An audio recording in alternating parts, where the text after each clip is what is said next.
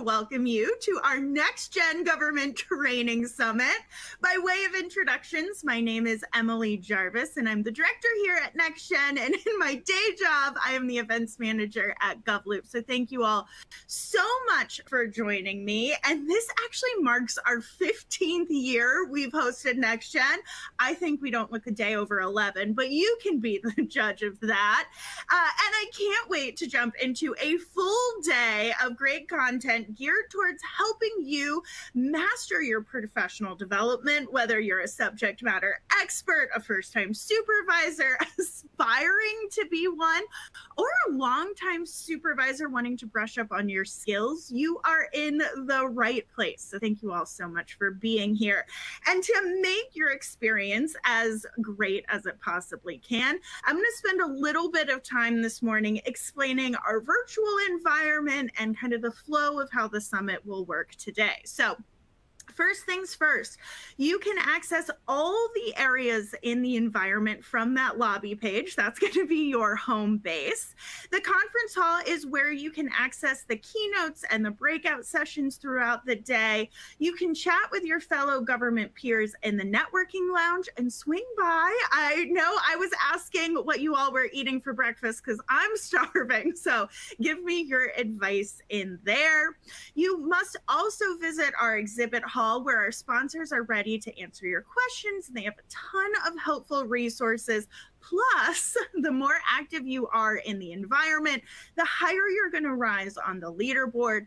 And the top 50 on the leaderboard will win a book from one of our authors. So you do not want to miss out on that.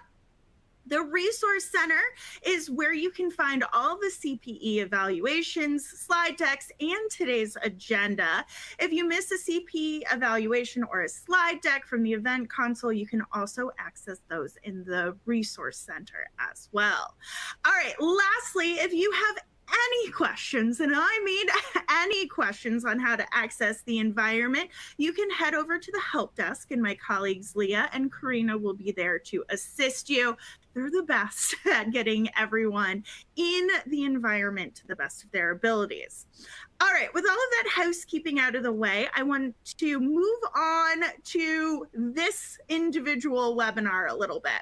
So if you are on Twitter or X, whatever the heck they're calling that social media platform, we'd love to learn alongside you using the hashtag NextGenGov. We also have some great resources available for you to download here in this individual webinar console, so make sure you check those out. If you need access to the closed captioning feature, just look for the icon on the bottom right-hand side of the media player. That's where my face is showing up right now, and that's where you can get that added accessibility. Of course, we hope you don't have any technical difficulties, but if you do, send us a message to that Ask a Question tab, and my colleague Maddie will make sure to get your questions answered. And then it's in that same portal where you can ask our experts questions. Don't you be shy, put your questions in early and often. Couple more housekeeping items and then we're going to be out of this, I promise. The first is we do have the open chat available for you today, so don't be shy. I saw a few of you in there already chatting away. We want to hear from you, and you can find this. It's located on the top left-hand side of your screen. It's called Group Chat, and you can interact with your fellow attendees on there. And if you miss any tidbits, don't you dare worry. We're going to email you a link to the entire event tomorrow, which will be sent directly to your inbox, and you can come in, take all the sessions again, download resources, all of that good stuff. All right, with all of that housekeeping out of the way, I want to provide a special thank you to all of our NextGen Alliance partners: American University School of Public Affairs, Blue Cross Blue Shield, WAPA, Government White Papers, and Code for America. We could not put on this summit without their support, so thank you all so much. Round of applause to our amazing sponsors. Now, A lot of you are here because you can earn continuing professional education credits for attending NextGen. Here's how you get those credits. The first thing you're going to do is you're going to take all of the polls in each of the sessions. You're going to stick around for the entire session. You're not going to want to miss out on any of the content anyways. And 3, you're going to take the feedback form, which you can find both here in this individual session as well as in the main environment. You do those 3 things and we'll be emailing you a CPE credit.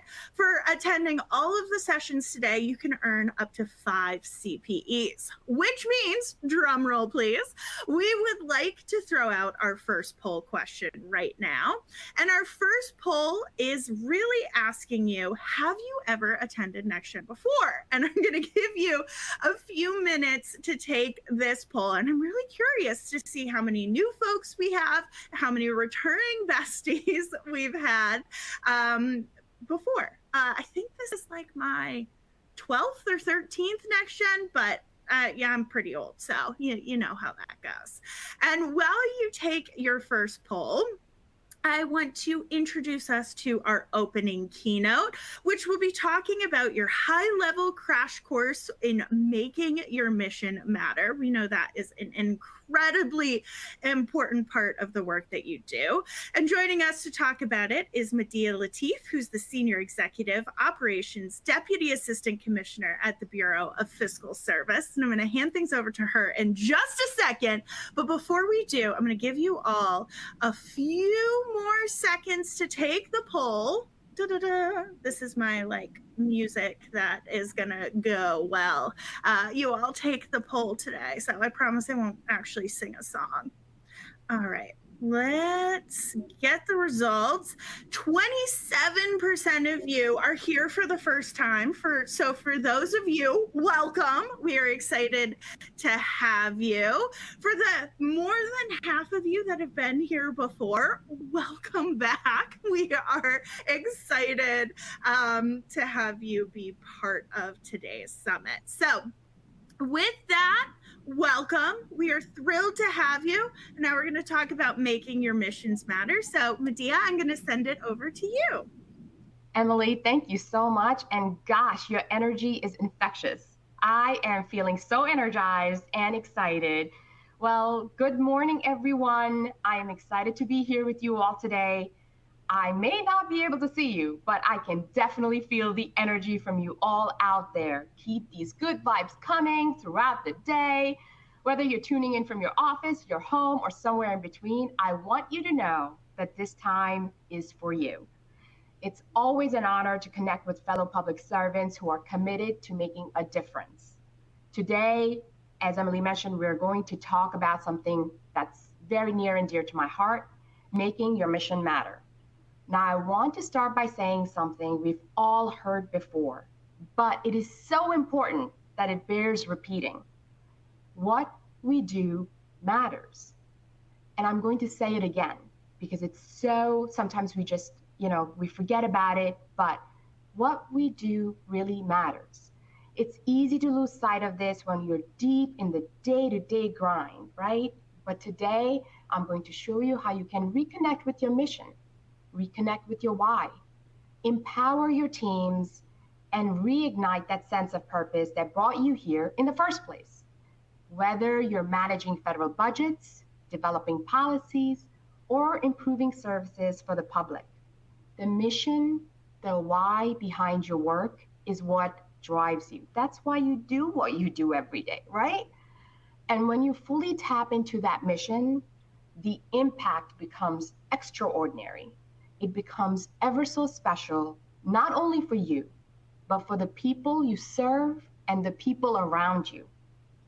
I have worn many hats throughout my career, right? Like from my time in the active duty Army to the private sector, and now in my role within the federal government. One thing has always stayed with me. When we connect our why, when we connect to our mission, we transform not just our work, but ourselves. All right, everyone, before we dive in, I want to kick things off with a fun, reflective exercise. We all have personal reasons for choosing the careers we're in, right? whether it's a love for serving others, making a difference, or contributing to something bigger than ourselves. But sometimes it's hard to put that mission into words. So here's the challenge for you all.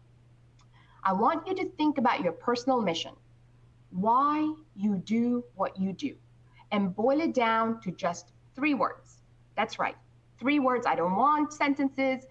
I want 3 words that capture your purpose, your drive, your why. Don't overthink it, just go with your gut and start popping them into the chat. To give you an idea, here are a few examples, right? Like help people grow, serve the community, make a difference. Now it's your turn. Let me see that chat going. We'll give them a few seconds here to throw those in. And I will say from my perspective, I think it's purpose, I think it's loyalty, and I think it's rewarding. Those would be my 3 words. Service, make a difference, curious, problem solver. These are all the ones that are coming into the chat right now.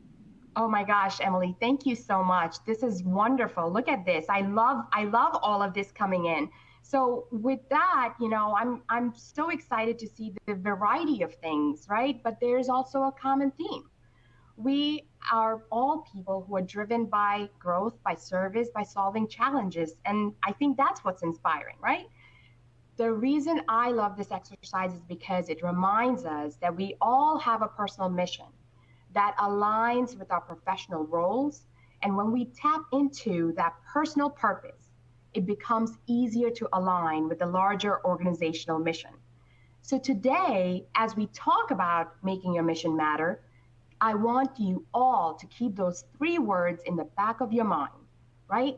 Let's see how they connect with the broader impact you're making in the public sector or your environment in your daily lives. So let's talk about how we can make our mission truly resonate, right? Not only for us as individuals, but for the teams we work with, lead, and the communities we serve. So with that, why is all this important? Why does mission matter? Well, because you need to be able to connect to your true north. I want to take you back to my time in the Army. There was this one moment standing with my unit after a grueling mission. We were so exhausted, we were sore, we were ready to crash. But as we stood there, our commander reminded us why we were there. It wasn't just a task. What we had done mattered. We were part of something bigger than ourselves. In Start With Why, Simon Sinek talks about the power of understanding the deeper purpose behind what you do. It's not just about what you do or how you do it. Those are just secondary, right? What drives you and your team is the why, that mission. And for us in public service, that why is critical because we're here to serve others. We're here to serve our nation. We're here to improve lives, make communities safer. Our work impacts millions of lives. So whether you're working in federal finance like I do now, right? Or in other areas of public service, the mission is what sustains you through challenges and keeps you motivated. When you can connect every task to that mission, you don't just work, right? Like it doesn't feel like work anymore. You lead, you inspire, and you make an impact. But let's be real, right? There are challenges. Sometimes, and those challenges can show up as, sometimes making it really hard staying connected to those missions, right? It's not easy. It's definitely not easy. We face obstacles like bureaucracy, conflicting priorities, mission fatigue. There are days where the weight of it all can be so overwhelming. And, I'm going to be honest, I've been there myself, right? I can think about it from my time way back when I was in the Army to today. And specifically, if I think about that time when we were in the Army, there were times when we felt stuck, waiting for new orders, not moving forward or backward, right? For that matter, it felt like we were just spinning our wheels just constantly on this merry-go-round. And sometimes the same thing happens in public service. We can get caught up in red tape, budget limitations, or internal conflicts. This is when it becomes easy to lose sight of the bigger picture. Kim Scott in Radical Candor emphasizes the importance of direct, honest communication during these moments. And so I would like us to pause for a moment. I'd love to hear from you all. What's the biggest challenge you face in staying connected to your mission? Go ahead and drop your thoughts into the chat.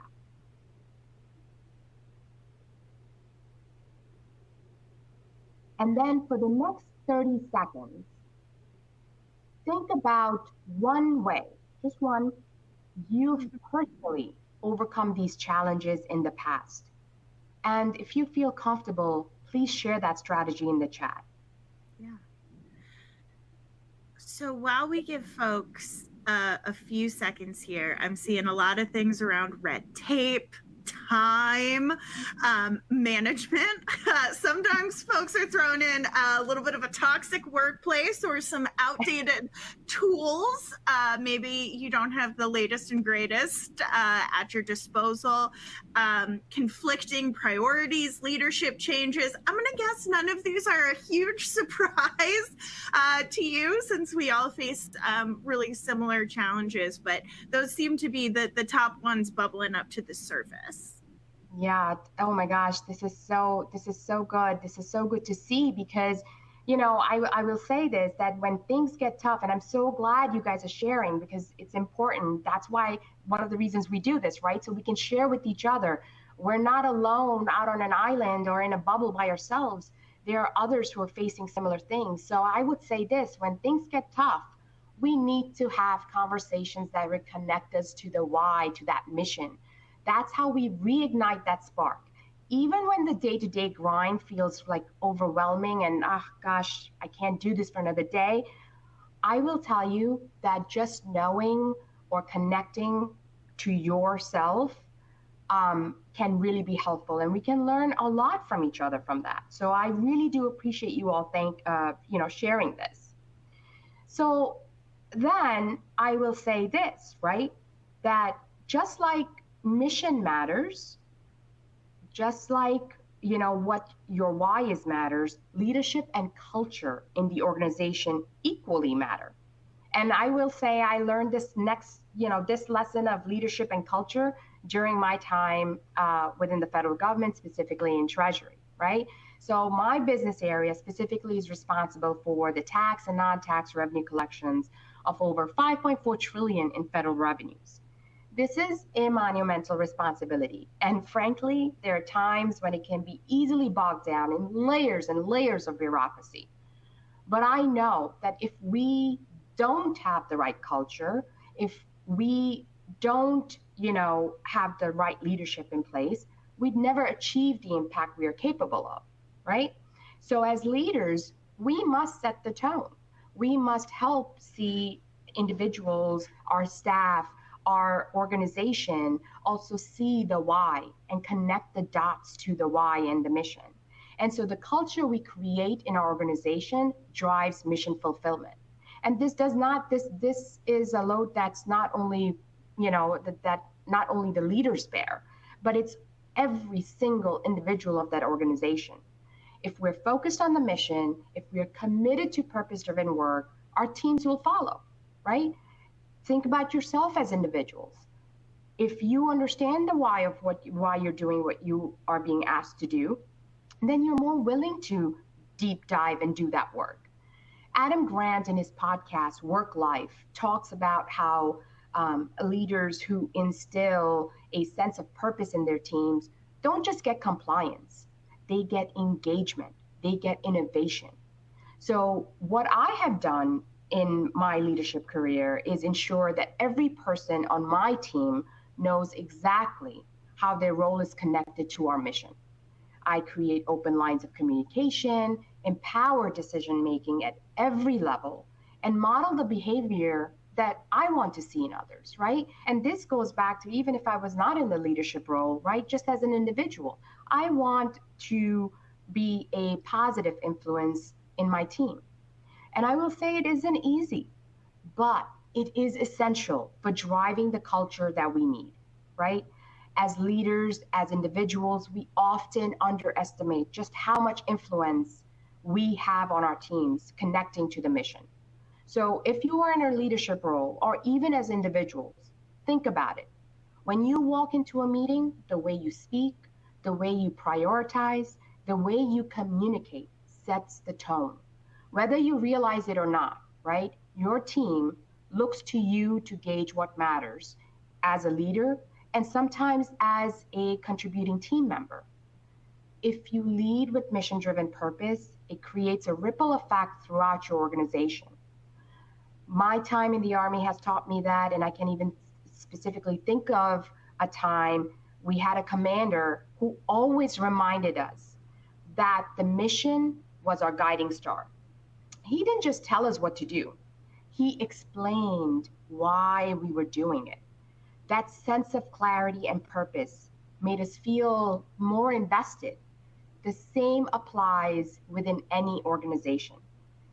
If you communicate your mission clearly, lead by example, you can build a culture where everyone is motivated by the larger purpose, not just their daily tasks. But here's the key, right? Organizational culture doesn't build itself. It's reinforced every day through your decisions, the behaviors you tolerate, and the standards you set. If you are focused on the mission, your team will follow.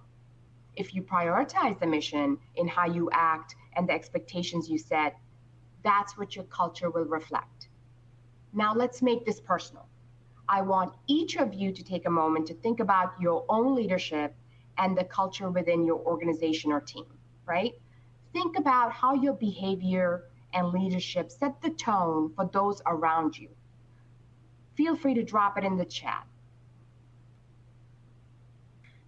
I think one of the things that is so resonating from what you say too is that you don't actually have to be a leader in quotes here to be influential. And individual contributors and team members have just as much impact in a lot of cases on the overall statement as well. Lead by example, open communication, folks are saying, are just a few. Positivity, lead with compassion. I love that. Compassion and empathy. We love to see that in the workplace. That's kind of the opposite of a toxic work environment. Emotional intelligence, be present, trust your people. That's a great one as well. So lots of great advice coming in. That's right, Emily. Oh my gosh, I could not agree more with some of this. Oh, I tell you, you could not have said it better. Leaders are everywhere, right? We individuals at any given time. And to my audience, thank you so much for sharing this. This is so good. I'm even taking some stuff away, right? And even small actions like tying decisions back to the bigger picture or recognizing mission-driven behaviors can have a huge impact on culture. So that's why it's not just about the mission. It's not just about like you as an individual, but also the type of leaders that are leading the organization and the culture that's being created, right? So, embedding mission in your daily work. Now, how do we do this? You all must be wondering, right? Well, Madiha, you're talking about all this, but what are some practical steps to aligning with my mission? How do you make the mission real in a day-to-day work? How do you keep it from just being something you say in your all hands meetings and instead make it part of your team's DNA? And I say to that, you must embed it in everything. And I mean everything. First, talk about it obsessively. I obsessively talk about leadership and culture, and I obsessively talk about creating safe spaces and creating an environment where I'm including teams. I want to hear from the staff. I don't want to make decisions in a silo. I get it. Sometimes operations trump things. That will happen. But the more you can get the team involved, right, the more you can connect them to the mission. So don't assume that people know. Every meeting, every one-on-one, every decision is an opportunity to connect with the mission. Second, show how everyone contributes to the larger picture. I cannot emphasize this enough. No matter what their role, everyone should feel like a crucial part of the mission. And third, celebrate the wins. We are so quick to sometimes, talk about what didn't work, what failed, and how we could have done better. One of the things I remember from my time in the Army, the after action reviews, right? I think some of you will agree with me. We talk about what we could have done better, but how about even the little thing that did go right? Right? Let's celebrate that, especially if it was a mission driven behavior. When someone goes above and beyond in a way that serves the mission, highlight it. Even if that meant that the overall mission came to a failure, the project was not a success. But if you saw that your staff was going above and beyond, let's highlight it. Brene Brown in Dare to Lead talks about how vulnerability and recognition creates a deeper connection between people, right? Not always highlighting the, oh, this didn't work, this maybe try to do that better, or da da da, right? No, it's thank you for doing this work. I know it was hard. That's how you create that deeper connection. It's called leading with your heart. When you lead with your heart, your teams will too. It's not always about the logic and the brain, right? What gets people moving? It's the passion, it's the engagement, it's leading with what you truly believe in, your true north. And that's why it becomes even more important to connect those mission and the whys, right?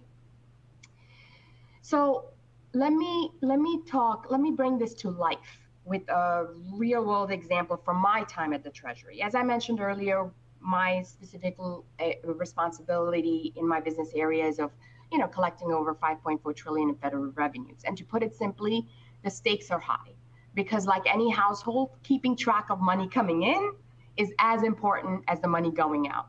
And my business area manages that for our nation.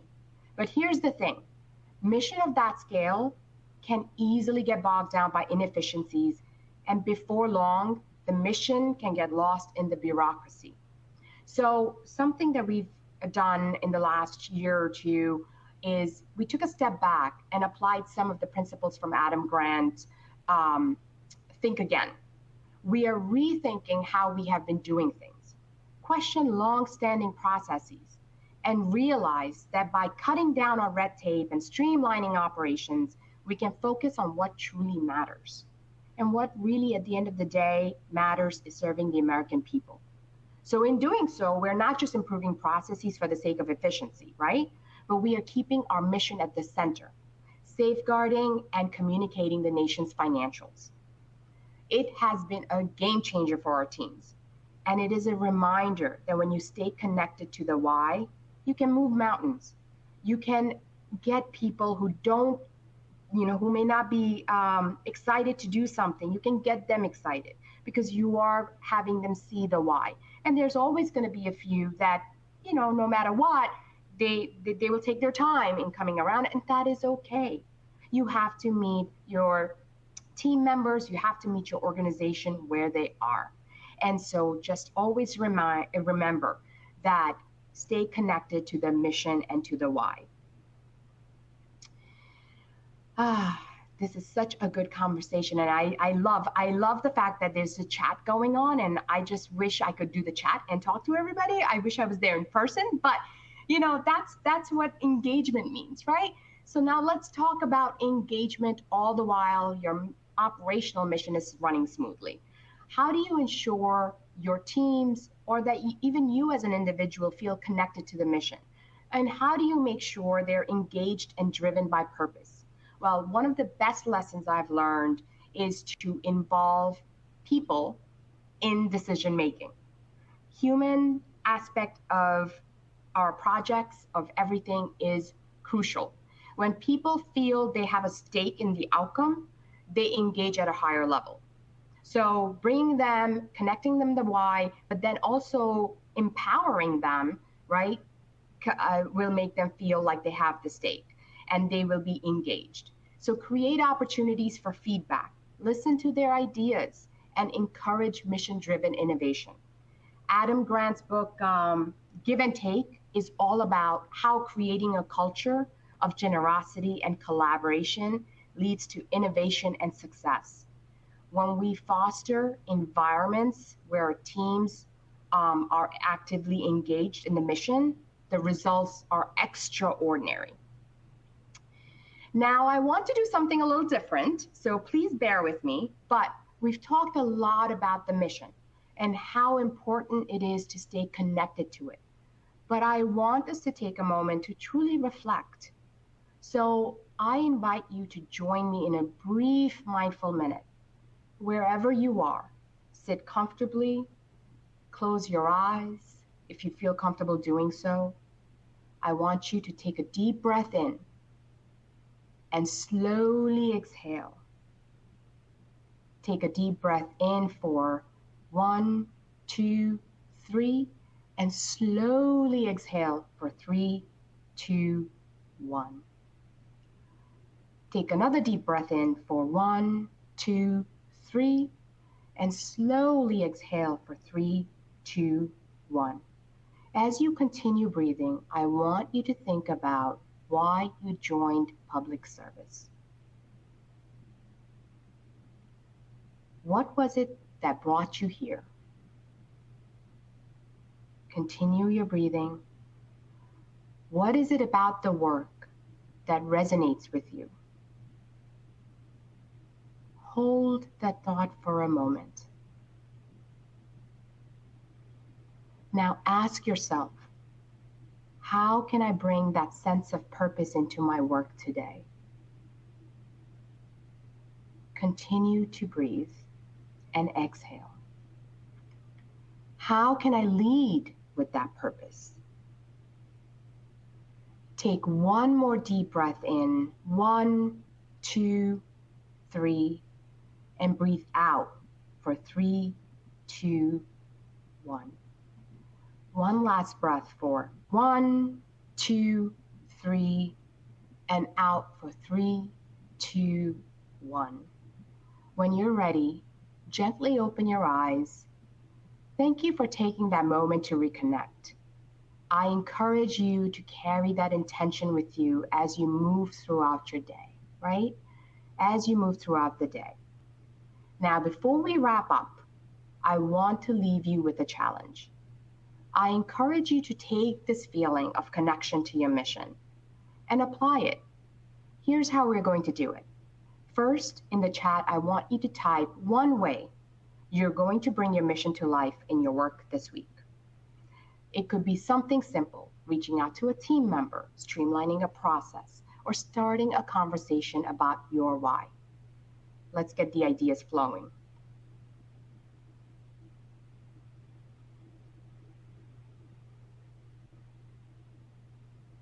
Oh, we have some stuff coming in. Yep. Active listening, be a better listener, making a difference, reaching out to teammates, more flexible. Ooh, I love that idea, more flexibility, reaching out to specific team members. I think there's a lot in there. This is so good. And you know, everyone, these are actionable steps that will help you reconnect with your mission and inspire others around you, right? When we, just look at this, I'm seeing this slew of chat just going and going. And this is what I mean when we lead with a purpose, we create a ripple effect. So let's commit to making that ripple powerful, right?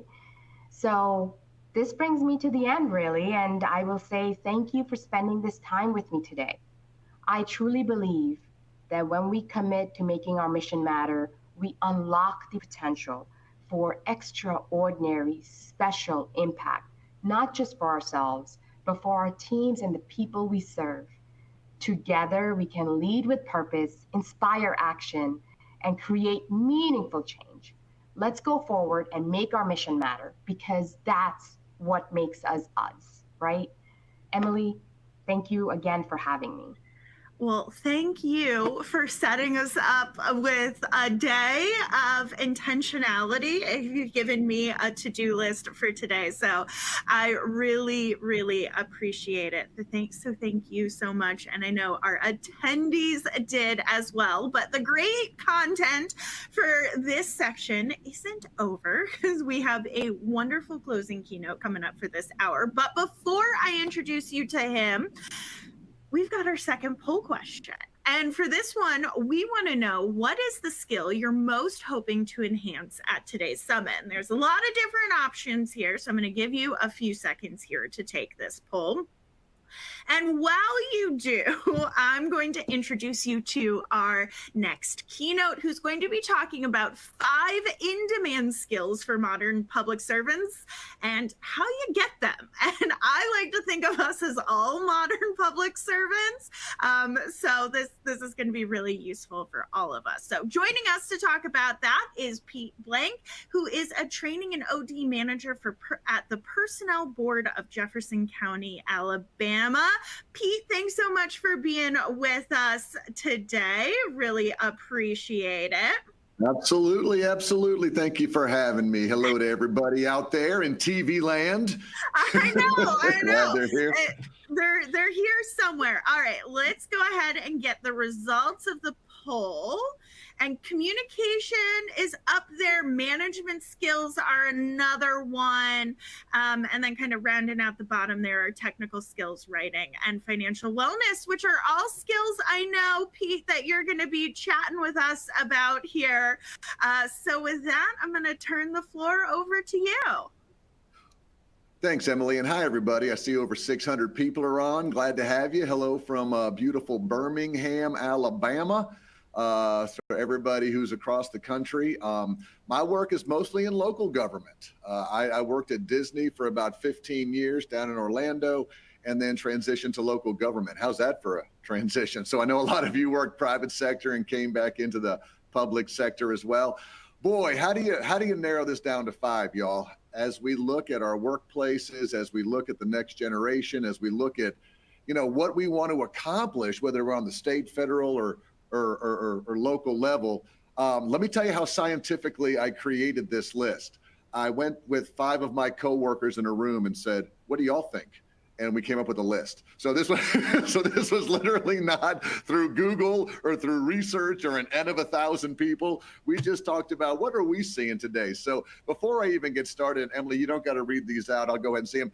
If you were to pick one skill in your mind, hey, Pete, I know that local our state government employees need this skill. Let me see if you can guess one of the ones that I'm going to put out there. So go ahead and just put one skill you might think. And then if perhaps I name the same skill that you name, you'll give yourself a bell. You'll go, look, I'm a genius. We're all talking from the exact same thing. So again, I'm sorry. Go ahead, Emily. No, I'm waiting for the bell. I'm waiting for the bell. Because you're hoping you got one down. I'm seeing resilience and patience and empathy and communication skills and how to be a professional and how to give good customer service. That's always a funny opening line when I go to speak to organizations on the side and I say, I used to work at Disney teaching customer service. Now I try to teach customer service in government. And it always gets a good laugh. Passion, all right, let's see what y'all got. This is great stuff. All right, let's go ahead and get started. Let's begin with what I think is one of the first ones, which is creativity. Now, the interesting thing about creativity to me and what we're seeing is I think a lot of people may get careers or jobs in government because they like the guardrails. A lot of people like coming to work and being told, this is what you do, this is the rule, this is the regulation, this is the policy. And we see employees who are like, that's great. That's right up my alley. I come in, I do my 8, that'd be great. I go, where's the door? I'm gone by 4. And then they're excited about that. And when you're looking today at what today's consumer wants, whether they're a citizen or whether they're a vendor, whether they're a client of yours, they're like, are there more creative ways we could do this? I don't know about y'all, but we've never had to, and again, some of my stuff is local compared to federal. So a lot of you may be going, wow, we can't even play in that sandbox. But we're now starting to offer bonuses, sign-on bonuses for police and fire here in Jefferson County, Alabama. I mean, that's unheard of 10 years ago. And you may even think, well, that's not really creativity. I'll tell you, in today's day and age, everything is creative. Every new idea, every way to motivate, every way to inspire, every way to retain your best employees may come back to creativity. I saw a lot of people in there talking about AI and ChatGPT and Microsoft Copilot as one of the skills we all have to learn. Absolutely. I mean, I think that definitely falls underneath creativity. We've got to figure out how to be more creative in interacting with our citizens. How can we use Twitter or X? How can we use social media? For those of you who are watching who might be in Alabama, I know this is creative to us, so give me a little bit of grace here. Business licenses in Jefferson County up until this year had to be done in person. You had to come to the courthouse. This is the first year that they finally gotten the systems and the dollars and all that together that you can do business license renewals online. And most people are like, it's about time. But I mean, it's kind of creative, it's kind of creative. And so got people writing in here about sign-on bonuses and AI skills and things like that. So anything you can do. So let's do this. I'm going to keep talking because I know the chat's about 30 seconds behind. But if you're doing anything creative in your department, type that in the chat for me. It could be around employee engagement. Here's a new software we're using to engage our employees. It could be about processes. Let me tell you what we're doing. We are outsourcing our recruiting, and we're not doing it. We've actually hired a outside firm to help us with recruiting. What we're doing is we're doing this around staffing. So if you're doing anything creative and how you're using it, just type it in there so that people can see what some other people are doing. Some people are using Copilot right now. Some people are trying to go paperless. And it's so crazy in the year 2024. We're like, that's creative, paperless. And, it's like 1990 called. They're like, but that's how we are in government, right? We're always we may be a little bit behind, but we're going to get there. I love the engagement surveys. Trello's, that's a neat site. That does help you be creative. Some of us are bringing in professional consultants to kind of help people. I like the Empower the Hour idea. That's neat. Emily, is the chat going to be available on the recording as well if people have good ideas? You know it. Okay, awesome. So lots of good things there around creativity. And I think from a skill for government, because this is what happens. I've been raising my kids around innovation and creativity. My kids are now 26 and 22. And this is what you're learning in high school and college and all that. And then we put them in our government settings that say, don't be creative. Don't think outside the box. Work within this framework.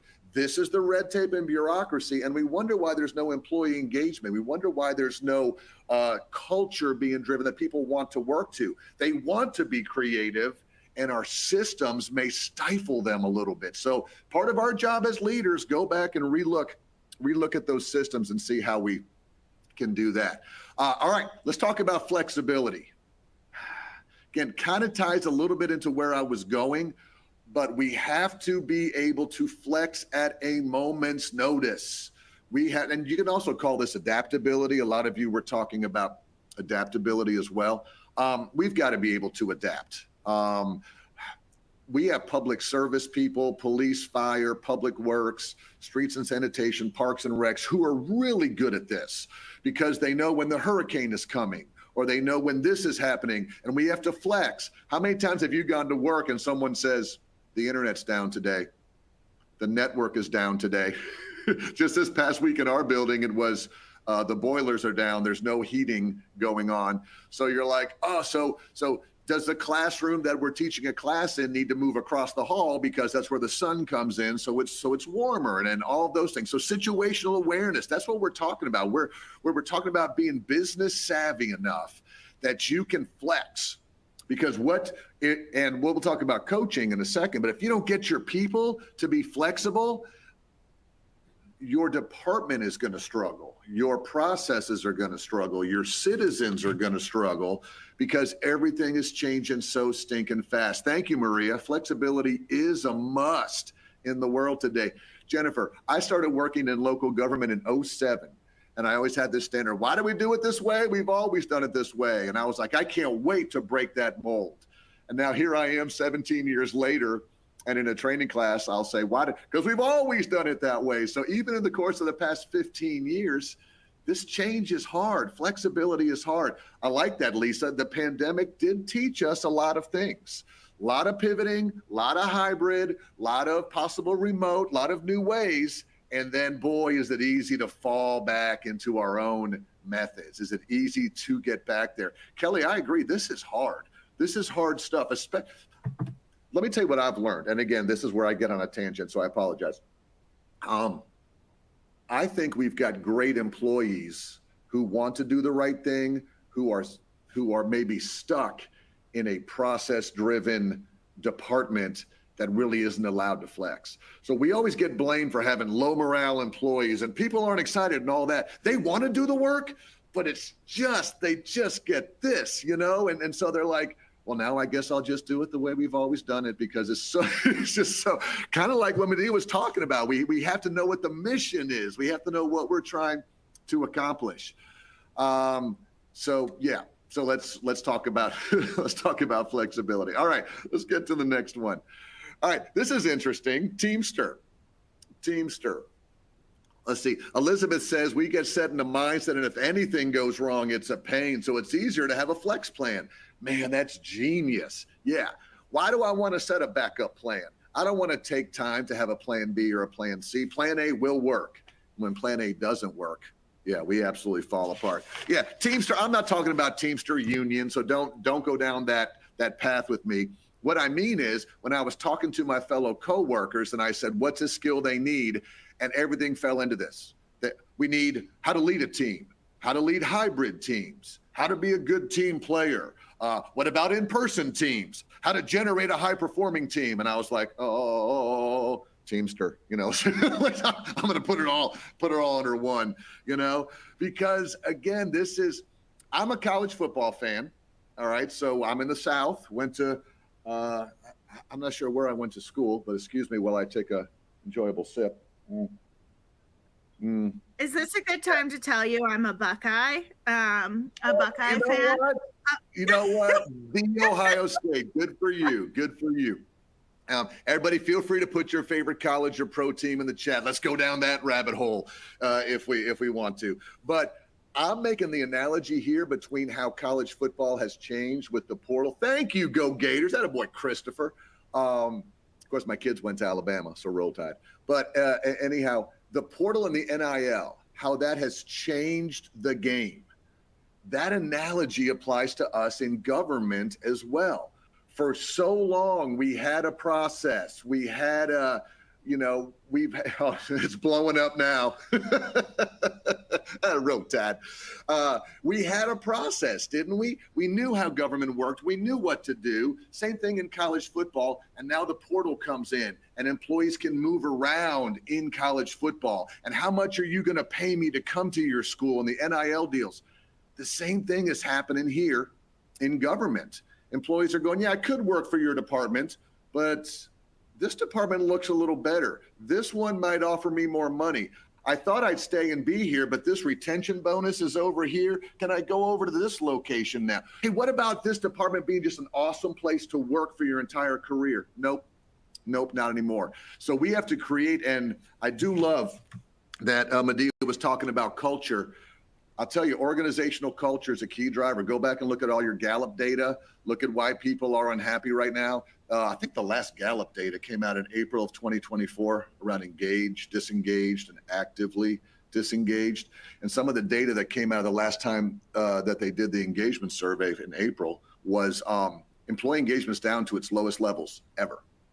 I'm sorry, not ever. In the past, I think it's 12 years, down to 30% engaged. 30% engaged. That means 2/3 of your people are not 100% on board as they go. So the data says, yes, it might be based on pay. Yes, it might be based on I'm not working remote. But the main thing they say is culture.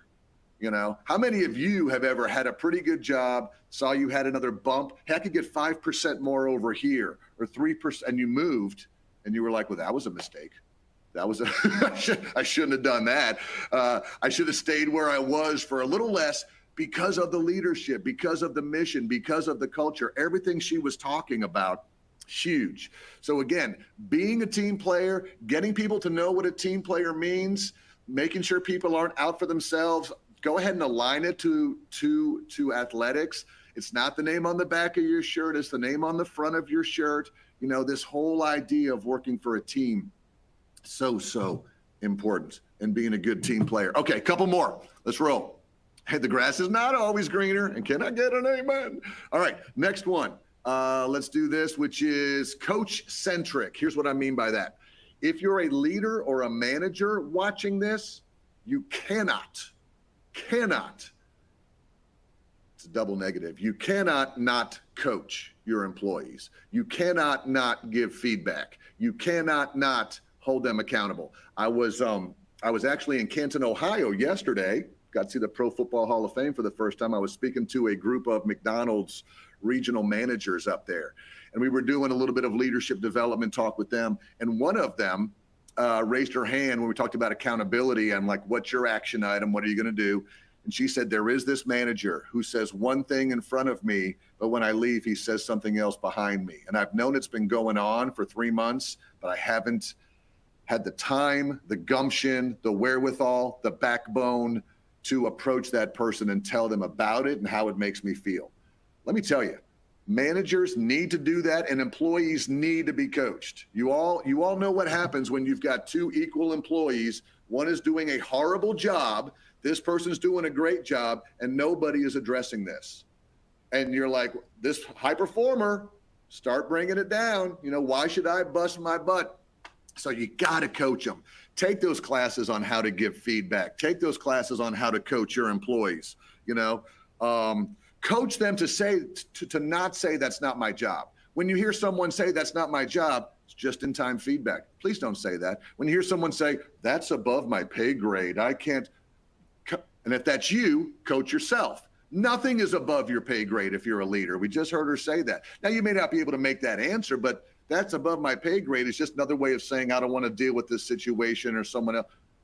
You can still work on fixing the problems, y'all. So, you know, boy, that burns my biscuits. All right, here we go. So coach, and be coachable. And lastly, we heard Madiha say this as well. I hope I'm saying her name right. Empathy. Man, do we have to be more empathetic? I still have managers who, I know there's 7,000 local government employees here in Alabama. I still have managers who manage this way. All right, y'all, welcome aboard. Welcome to the team. Let me tell you my style. If you don't hear from me, you're doing a great job. All right, so no news is good news. All right, so that's great. Only time you're ever going to hear from me is if I got to tell you something or train you up on something. What? That's, again, the 90s called, you know, time to go back. You know, while some people may think that works, the only issue with that is the employee is walking on eggshells because every single time the supervisor addresses them or calls them in, they know it's for something bad. So, you know, oh, you have a home life and you have a work life and never the two shall meet. You know, not anymore. Not in 2024. Y'all, we have to coach our managers about empathy versus sympathy and how important, you know, I'm so tired of hearing about mental health days. Everybody needs a mental health day. Mental health this, mental health that. Yes. Sorry.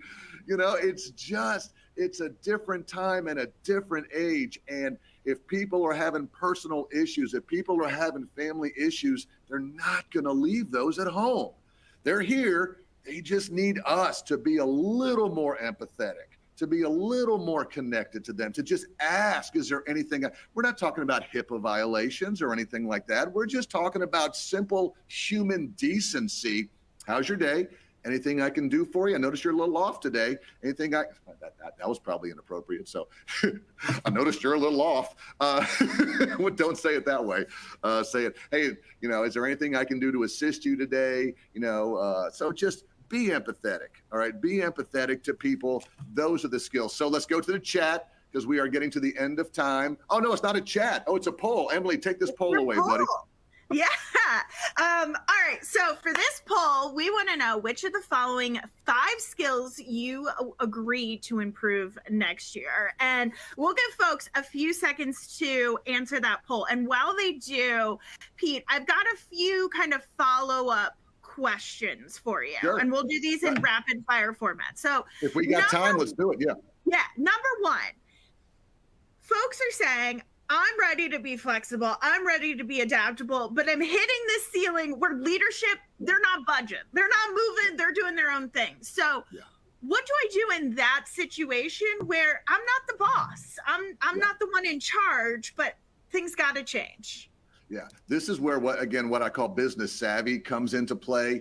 You have to read the room, and this is a learned skill, and know what hills to die on and know what to get involved. If everything is an emergency, nothing's an emergency. So if I'm trying to be flexible because our vacation pay process takes 6 signatures and I want it to only take 2, but the county commission and the deputy directors all say it has to have 6, I could bring it up to them, or I could just say, this is the hand I've been dealt. I would rather focus more on, hey, we're having a retention problem and you won't let me recruit outside. Let's talk about this. And a lot of times the people who are upper have so many things that are important that nothing's important.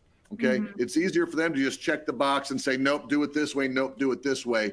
So I'm going to take it back to almost a root cause, which is, and maybe your personal brand. Okay. People who are engaged and hard workers and team players and volunteer when asked, when they bring something up to a leadership team or a director level or a commissioner level or something, they're more likely to listen than if you're the employee who is always, well, this is wrong and that's wrong and there they go again and they won't take a meeting with me and I'm trying to change this, but they won't listen. It might be you. Okay, so maybe your personal brand needs to change a little bit. On the other side of that, unfortunately, at the end of the day, once you've done everything you can and your team knows, your team has to know you're going to bat for them. We talked about communication earlier. You have to tell them, I went and talked to the commissioner about this. I went and talked to the deputy director about this. I went and did this. And then you tell them, I pushed, I did what I could. They said the answer is no, and I'm going to have to support that. At least they know you went to bat for them. What happens is when you start going to bat and trying to fix things and help be more flexible, but then you just come back and are like, they never listened to me. This place is a joke and all that. It's tough. Those of you who are middle management know this is tough stuff because your employees want this, the upper level wants this, and you're trying to please both sides. Plus you have a mortgage, plus you have kids, plus you like your job, plus you have. So like I said, it's not a real clean, crisp answer. You'll learn it over time how to sort of play the game in the organization. So that's a lot. I know you said rapid fire. That was 8 minutes. We're out of time, everybody. All right. What else you got? You got one more or no? No, we'll do a couple more at the end. Here are the top choices for the poll.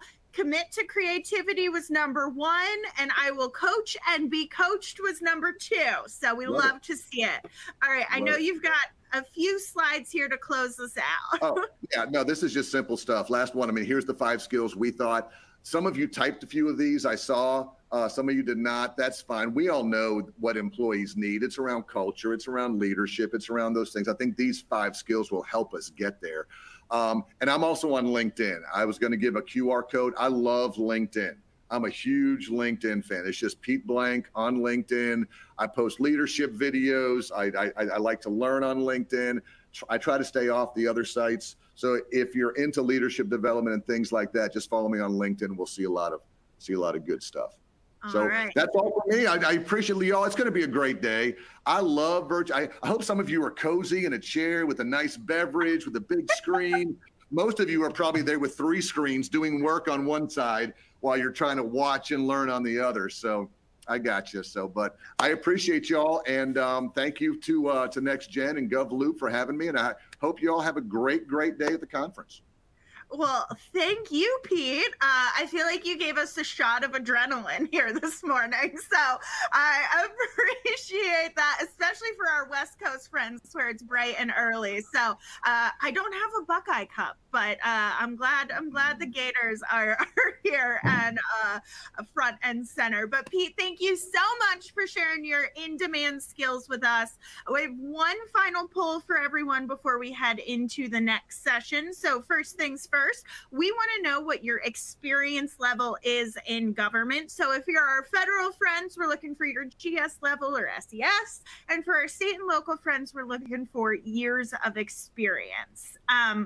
So go ahead and answer that poll. And while you do, I'm going to let you know what we have up ahead. So first things first, if you missed one poll in today's opening keynote, don't stress about it. We're going to figure it out on the back end because we want to give you your CPE credit. But your goal for today is going to be to take all of the poll questions, fill out the feedback survey, which you'll find here in this session, as well as in the main environment in that resources tab.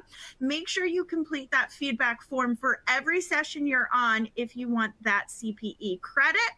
And then we will be sending you that CPE certificate in the next couple of weeks. But we are just wrapping up our opening keynotes here. We have so much tremendous content headed your way, starting with our breakout sessions that are going to be beginning in just over 15 minutes. So in the meantime, head to the networking lounge, visit the exhibit hall, because obviously the more you do in these sessions, the higher up you're going to rise on the leaderboard. And there is a great thing that you will earn if you are one of our top 50 participants. You're going to get a book from Tiana Sanchez. It's a great resource and you definitely want that. So make sure you are engaging in the environment as much as possible. Like I said, thank you all so much for joining this opening keynote. We certainly could not do it without you. These up here right now are the sessions that are coming your way at 11:15 a.m. Eastern. How to manage through change, addressing poor performers, the key to hybrid communication, 5 generations in the workplace, plain language, and financial wellness. Pick your poison. Which one works best for you? I'll see you all over there in just a few minutes. Thank you all so much for joining us this morning.